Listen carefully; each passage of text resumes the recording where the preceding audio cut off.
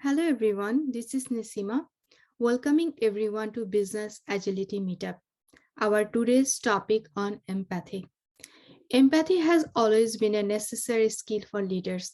However, it is taking on a new level of significance during the unpleasant situation of the current world.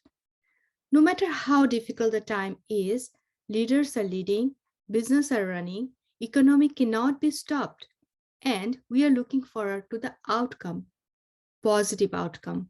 Can you believe empathy in leadership can drive influential business result? Let's hear more about empathy leadership in time of crisis. Why, how, and a framework with Kamal Hans.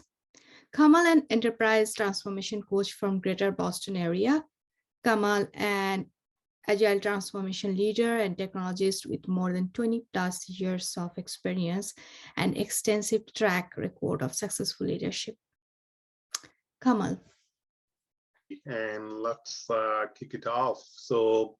I'm Kamal Hans, and I'm passionate about actually connecting people with each other so that they can do much bigger things than they can do alone. So that's my purpose, and that's the reason I'm an agile coach. I work as a counseling consultant, as well as I work at ECMI as a lean portfolio coach to bring their product organization together so that they can do much bigger things. So that's my introduction. You can find me on LinkedIn. Feel free to connect me, or later on, if you have any questions related to the topic, or just wanted to chat and then talk about anything you can. In terms of the work or the fun work that I do, I actually a professional Bollywood DJ. I play sometime in the clubs in Boston. So if you visit Boston and you feel like want to enjoy the Bollywood music, so feel free to reach me out for that too.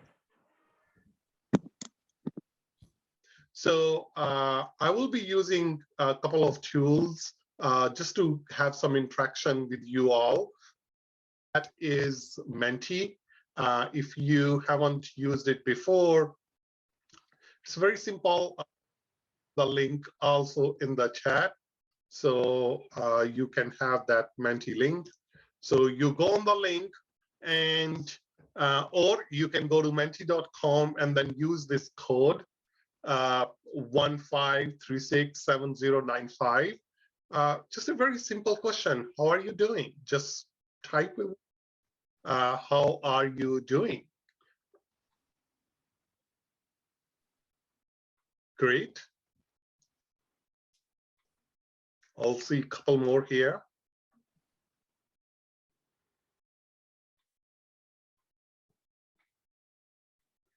Another great.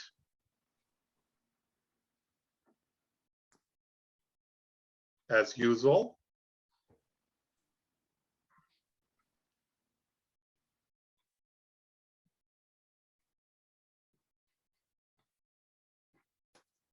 Okay, let's see a couple more. Tired, busy.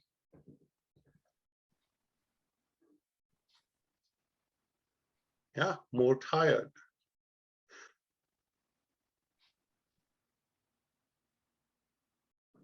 So when I am trying to say, how are you doing? What are you trying to do here? You are trying to connect.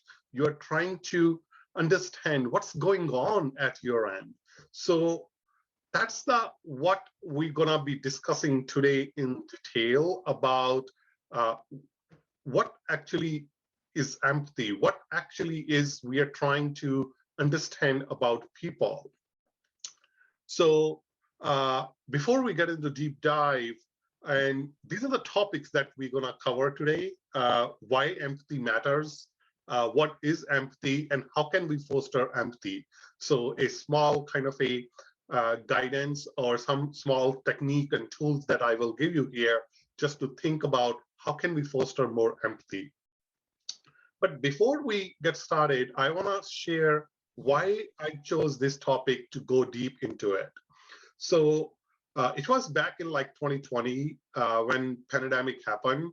I used to consider myself as a very good facilitator when I'm in person, doing any trainings or doing any workshops or doing anything. In person was my kind of expertise. And once pandemic hit, at that time, I had to move everything to online, to Zoom, to do everything on the kind of online trainings. So it used to kind of bother me a lot. So whenever I'm doing a training, people will like kind of not turn on their cameras. People will not kind of engage with me. So I had no idea. Am I doing good? Am I doing bad? And I didn't know about the tools at that time. The Menti that I use now, the Zoom has reaction tools and all those other things. So there was no way for me to get engagement from them. And I was like kind of tired and frustrated, and then talking to IT, talking to HR about, do they have the bandwidth? Do they have the proper laptop? Do they have the proper camera? And I was trying like every direction so that they could able to turn on their camera and come up on the trainings. Nothing worked for me. And one evening I was sitting with my sister, and I just asked her, like, that you're an engineer too. Why you guys don't turn on the camera? And she said that, no, we would if you tell us in advance. We just work, wake up, and then start working from our bed. So like, there is no need for do that. So if you tell us in advance in a couple of days that, hey, this meeting requires a camera, we will turn on the camera. I said, okay, let's try it out.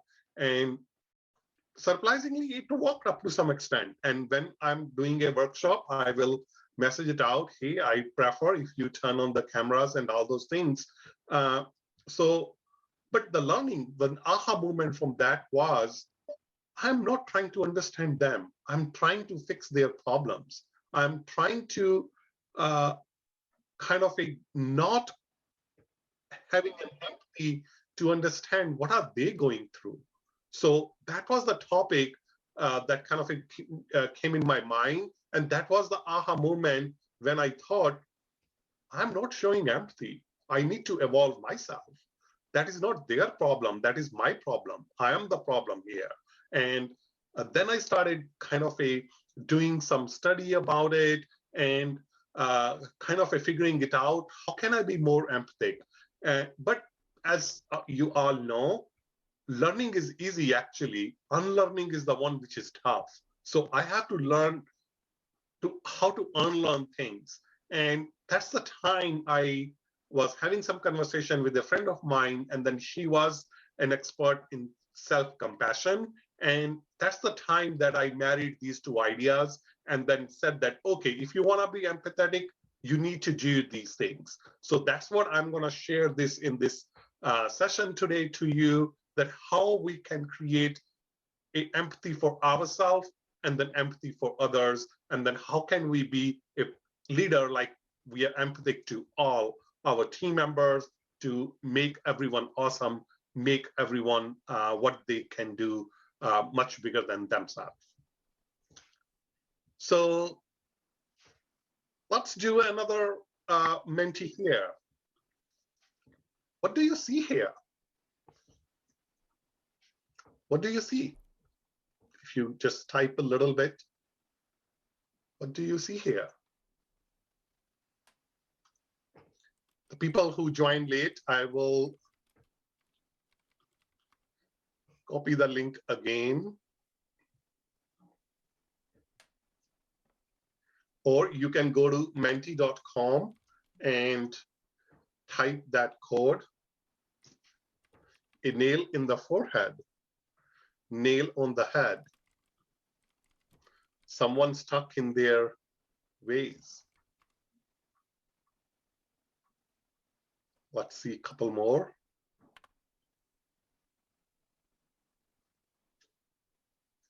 A permanent injury, someone who may need help. Yes.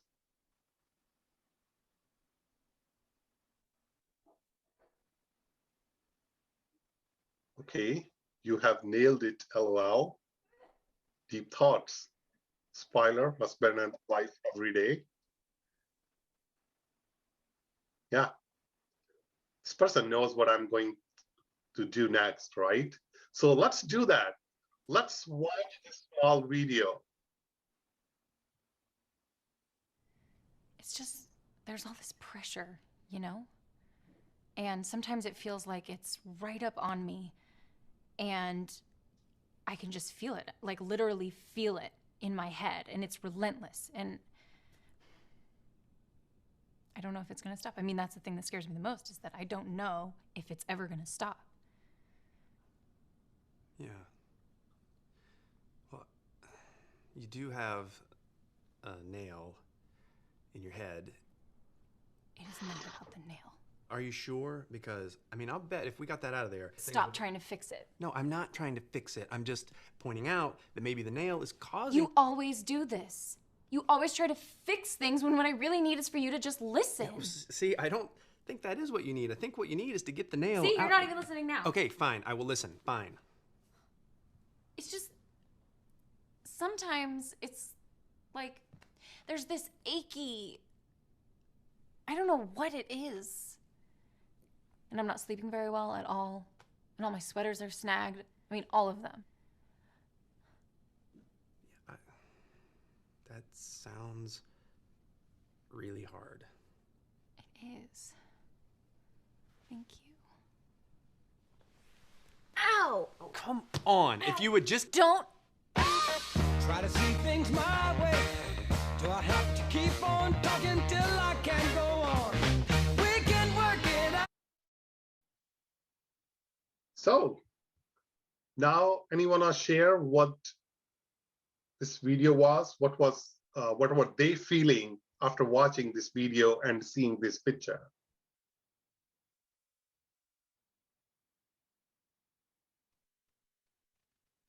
Any brave volunteer?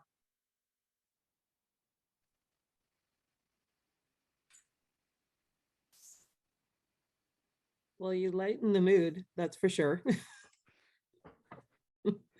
I feel a lot better now. If I was tired before I was when I did it, I don't feel as tired now. I think that's hilarious. But I guess it's just illustrating that you don't want to, instead of, as you said, trying to fix the problem, the person maybe just wanted to be heard, give them a chance to talk, give them a chance to, be silent. Silent is actually a reverse of listen. You have to be silent to listen. So just so that the person can be heard. And then they at least maybe would do something about the nail in the head. Yeah. I agree.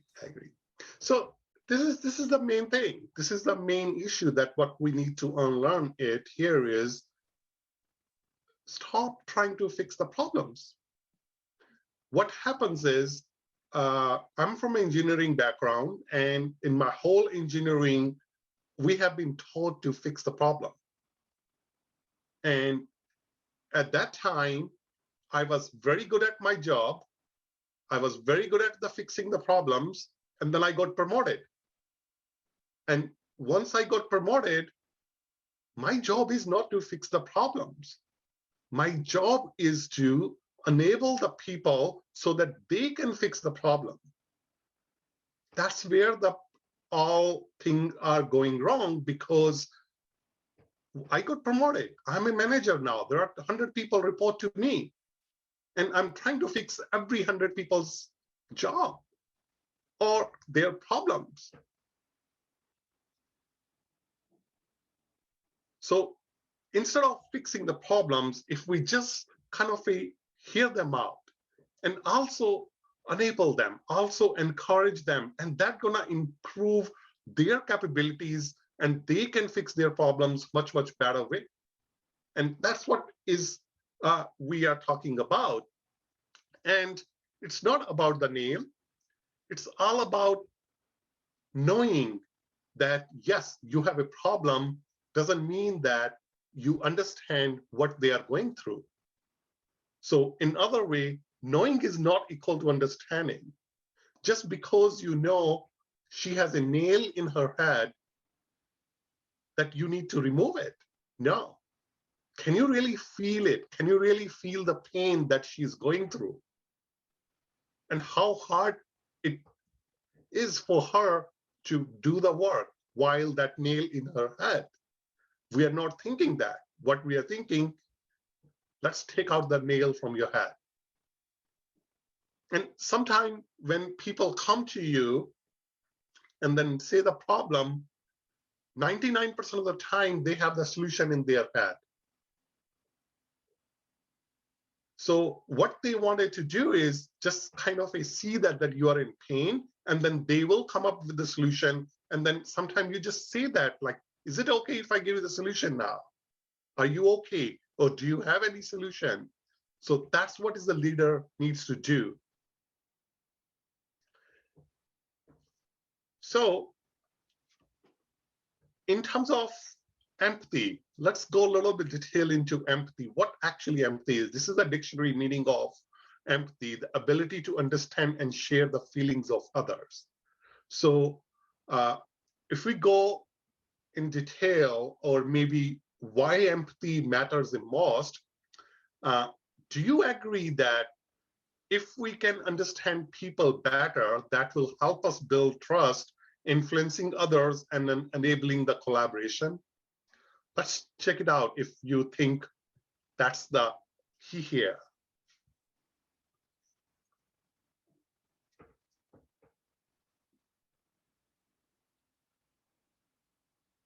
Do you believe it? Or if you don't believe it, that's also fine. But do you believe that if we understand people better, because empathy means just understanding each other, understanding their emotions, understanding their feelings. Okay. I think it's mostly a wrong question to ask, to be honest. Everybody knows that this is the case here, but the actual question needs to be asked here is this one. If we know that understanding others people's perspective help us influencing others, building trust and enable collaboration, then what are the reasons we don't practice it? Anyone?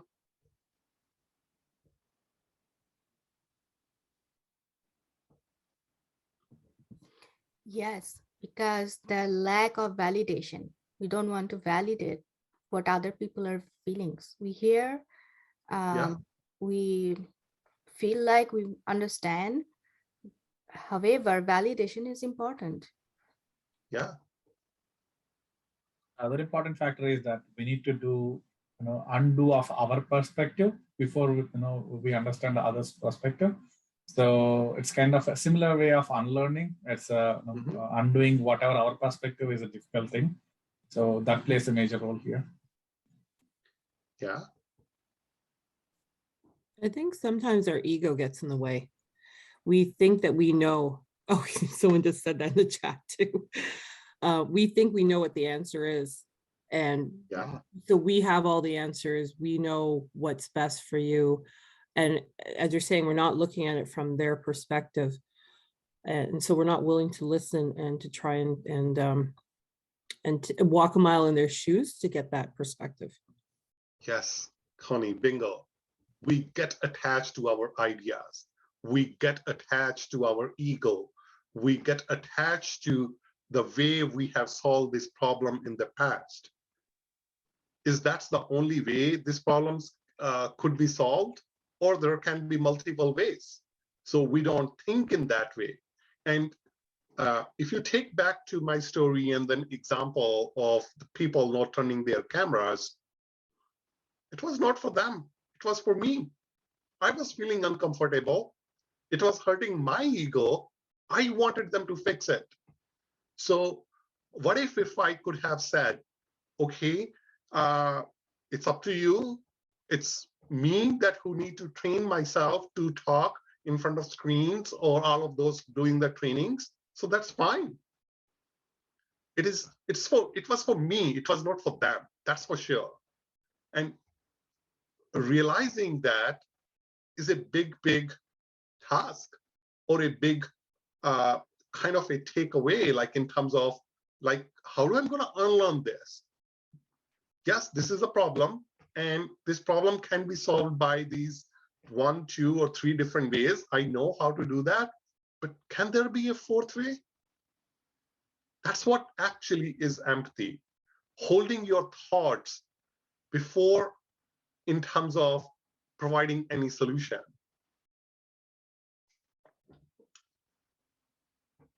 Any questions so far before we move on? Can see some comments in the chat box. Paul is also mentioning this culture of the business. And Connie is saying it takes time too, and we do not want to spend it. Mono say vanguard. Yeah. And Paul's also mentioned about the ego stuff. Yeah. Paul, can you elaborate a little bit about also the culture of the business? Paul, maybe you can type, I can read it for you.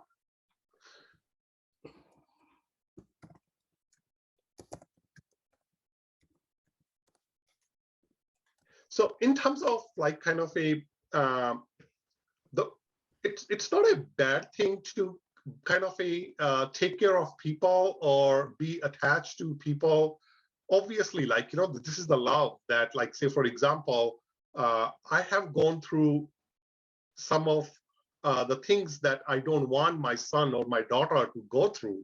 So it's my experience, it's my love that I will tell not to do that. So but at the same time, challenging ourselves, challenging a thought of, can it have a different solutions? And pausing it to give the solution, trying to understand, spend a little bit more time at the problem space. If you are familiar with the design thinking, there is a problem space, there is a solution space. So spending a little bit more time at the problem space, that's what I'm asking, or that's what I'm inviting you all to do a little bit more if we want to improve our own empathy. So let me check what chat says.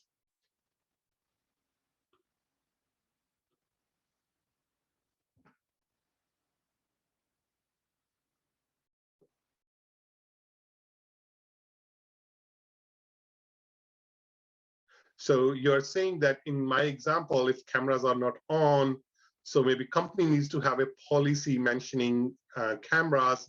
If you book a meeting, then you as a organizer or a trainer need to have their camera on. If you want to book a meeting, but you don't want to have a camera as facilitated, then perhaps don't book the meeting. This would cut down on the number of meetings. Yeah, you can have all those policies, you can create a kind of a mandate with those rules, but ultimately it's a people to people, right?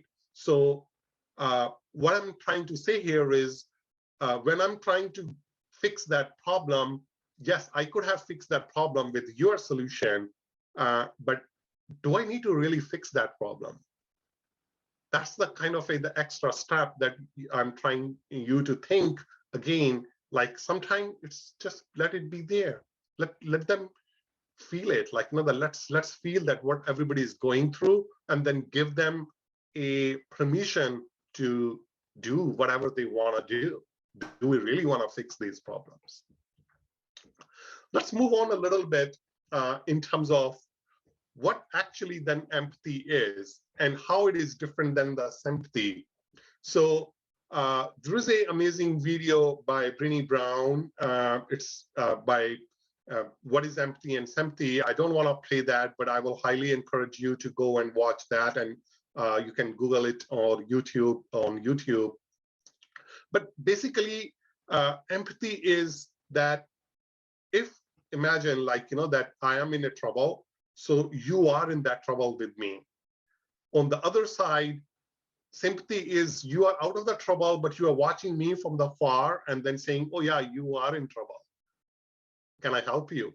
That's what actually sympathy and empathy is. And I really, in terms of like, in the empathy, I really feel that how you feel. On the other side, in terms of like, yes, I know that you have this kind of a problem, and then I really think that what you may be feeling, but there's nothing in terms of that I can do. On the other side, empathy means like pretty much no judgment, and then there's a lot of judgment in terms of sympathy. And also in terms of empathy, especially in the sympathy, it's like about poor you. I pity you, like when that you are in that trouble. So what we are talking about is a true empathy, which means that I'm really, really putting myself into your shoes and trying to understand what's going on with you. And so I can say that like kind of this is a kind of the Venn diagram of these three things that which makes a person empathic. One is that you're trying to understand the emotions. You're trying to understand what is going on with him or her. And you know the reason why they are having that emotion. And finally, which is the most important, without any judgment. What I have seen in my experience, if we are more experienced because we have seen the same things happening again and again, sometime, or in fact, most of the times, we start judging. So can we keep aside our judgment and then just try to listen and listen, like, that what actually they are trying to say, what are they trying to feel, and what are the reasons they are feeling that way. That's what the empathy is. Let me ask you a couple of more questions here on the empathy. Okay, what is the minimum requirement to be a bird?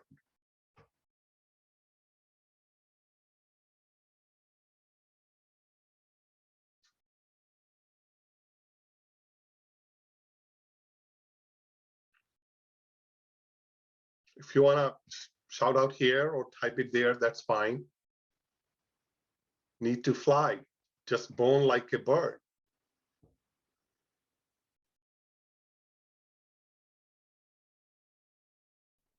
You need to lay eggs You need to lay eggs, for reproduction.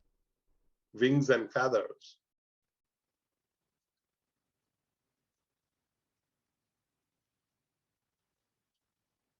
Need to fly, be born to bird, able to fly.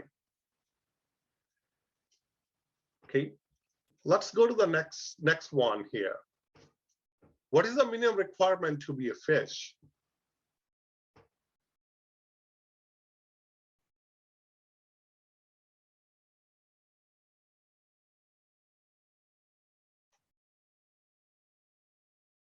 To swim,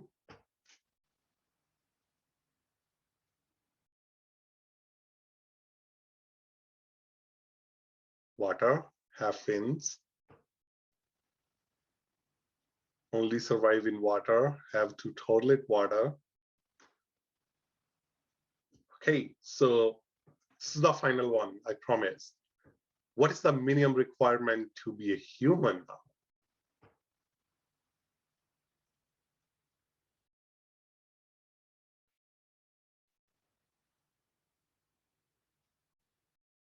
Rational mind,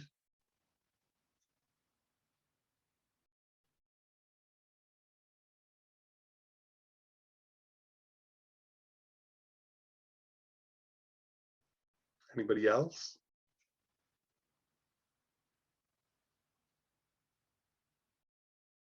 Open-minded,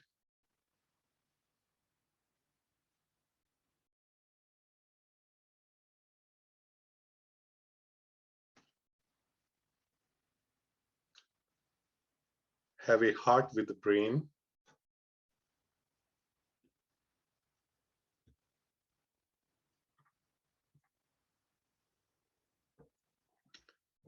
categorized as human, serve others. So if you see that, like, that when we were talking about, okay, what are the minimum requirements to be a bird? They have, like, okay, feathers, they are able to fly, or in terms of fish, they're able to swim. But in terms of human, what we are talking about here is like they're open-minded, categorized as human or rational mind, or have a heart and a brain. So in terms of what I believe, like, that I pretty much think that, as many of you were relating in there, they are the ones, be kind and intelligent. In short, they are just human. Like, you are kind, you're trying to understand what are the things that we need to do, and you are intelligent enough to make that happen. And that is the next level of empathy. You call it a compassion, where you are understanding, you have a empathy plus actions. That becomes your compassion, and that's what make us human. That's what make us, like, how can we survive? How can we help each other? That's the reason I'm calling it kind of a, just be kind and intelligent. In short, just be a human. So when we are trying to foster the empathy, so the steps that I list down here are, you have to understand first yourself, then you can understand others. Have you heard about the concept, or maybe you may have heard it when you are traveling, put your mask first, then you help others? It's exactly the same thing. When you want to be empathic to other people, you want to be empathy to create empathy for yourself first, then automatically it will come to the others.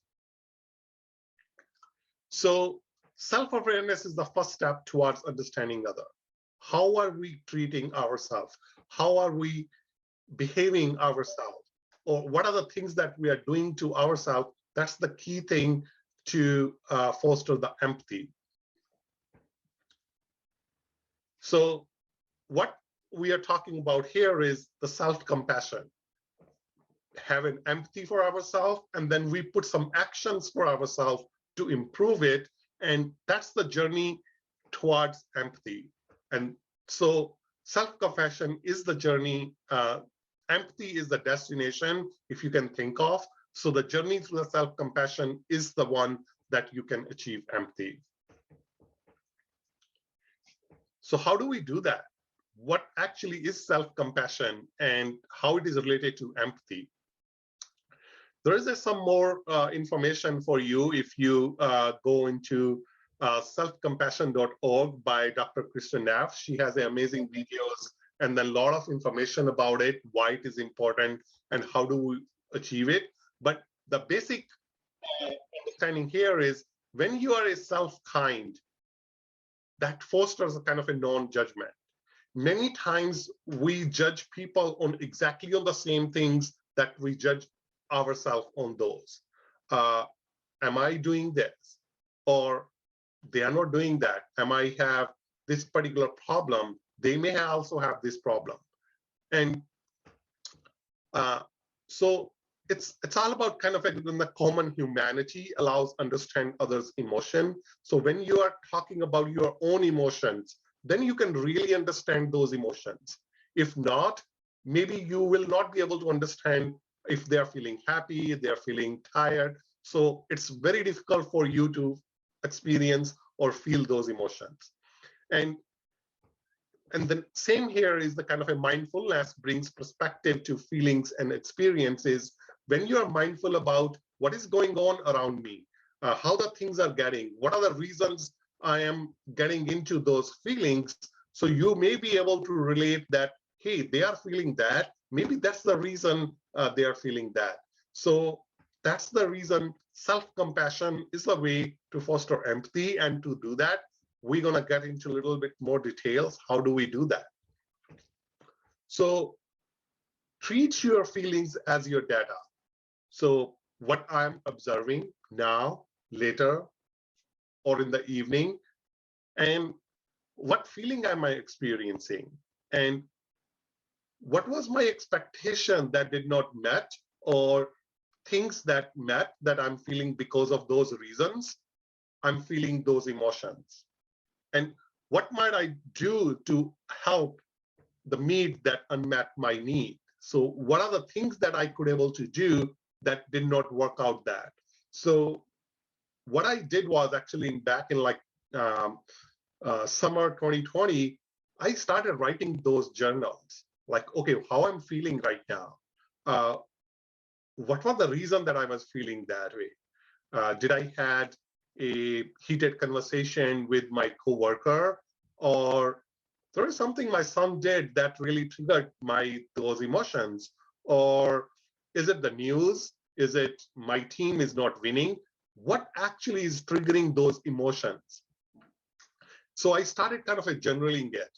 I started putting in the Excel file and then started kind of analyzing it. What is the one that is triggering the most? How can I change it? How can I see that? And that gives me a good amount of information for my self-compassion and trying to understand what's going on with me. We talked about emotions, and at the start of this session, I asked you guys, how are you doing? And many of you said, great. Actually, that's not an emotion. You may have gone to a grocery store or any kind of a store or retail store to buy something, and then you may have asked, how are you doing, or how are you feeling? People may have said, okay, good, as is, not great, better than yesterday. Those are not emotions. What you have to do is go deep into emotions. So when we are saying good, doesn't mean anything. Good is not an emotion. Are you really happy? Are you grateful? Are you comfortable? When you're somebody saying, okay, what does that mean? It means that, are you tired? Are you worried? What is the emotion coming out of from you? And to give you an idea, I have shared here the source, which is feelingwheel.com. That will tell you what are those emotions are. It's not all the emotions, but they have pretty much listed down the emotions. Like if you're saying happy, you have to go a little bit deep into that. Why you are happy? I'm like, okay, I'm playful, I am powerful, I'm peaceful. And then again, go in there, I'm thankful, I'm loving. So you try to go deep into your emotions, trying to understand those emotions. What is the impact of those emotions on you? And when you see that, the impact on other people, so you could able to understand and you can really feel those emotions on other people. So let's try out with few emotions. How are you feeling now? Let's try now. So on the same perspective, when we ask you the first question, how are you doing? So maybe it's the wrong question. I should have been asking, how are you feeling now? So in terms of like on the hallway or in the start of the meeting, maybe that's the wrong question that we ask all the time. How are you doing? Maybe change it from now onwards to say that, okay, how are you feeling now?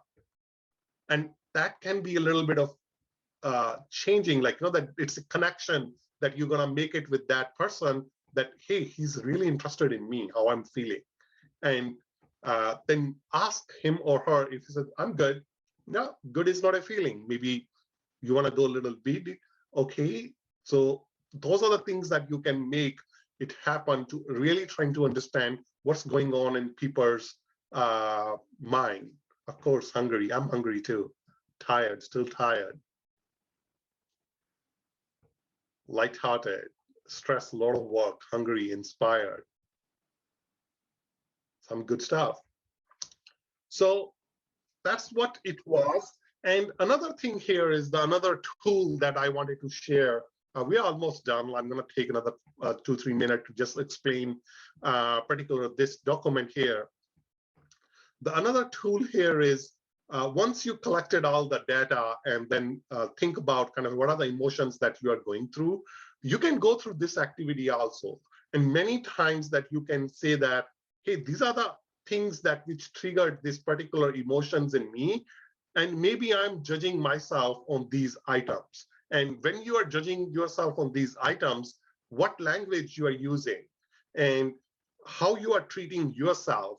So there is a small kind of a trick here in terms of, like, think about a friend of yours, and if he or she is going through exactly the same thing, how you will kind of console her or him, how you will ask her to not to worry about those things and to make him or her understand what are the different ways that maybe you can help.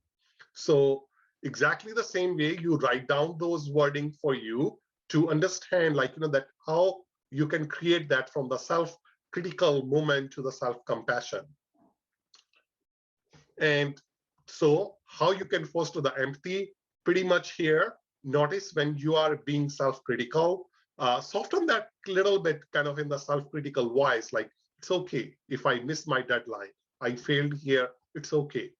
Doesn't mean that you will not improve. You will have the improvement plan maybe later on, but for some amount of time, you just want to soften that voice. You just want to be compassionate for yourself and reframe that observation made by your inner critic in a kindly or friendly, positive way, and then apply no judgment to others. And then automatically, when you stop judging yourself, automatically it will happen. You will stop judging others. And this is how you foster empathy. And that's it. I will open up to the questions. If you want to download those slides you can download using this QR code.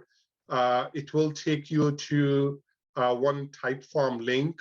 That link also, I'm posting it in the chat. You can, here it is. So you can download those slides here. It may ask you to give some feedback, or in terms of like, if you want to get in touch with me, you can just ignore everything, just choose the third option and say that I just want to download the slides. I will not have any other information from you. It will straight go into the download page, and then you can download the slides. And I'll open it up for questions. And Nasima, if you wanted to do anything else with the remaining time. Yeah, thank you, Kamal. So first of all, question are welcome.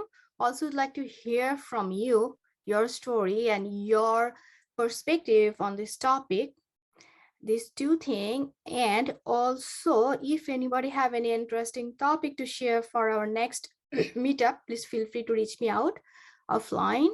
And here I'm going to stop the recording so that we can have the discussion without, in a following the Vegas rule, So I'm stopping the recording here, and floors opening for story sharing and question answering.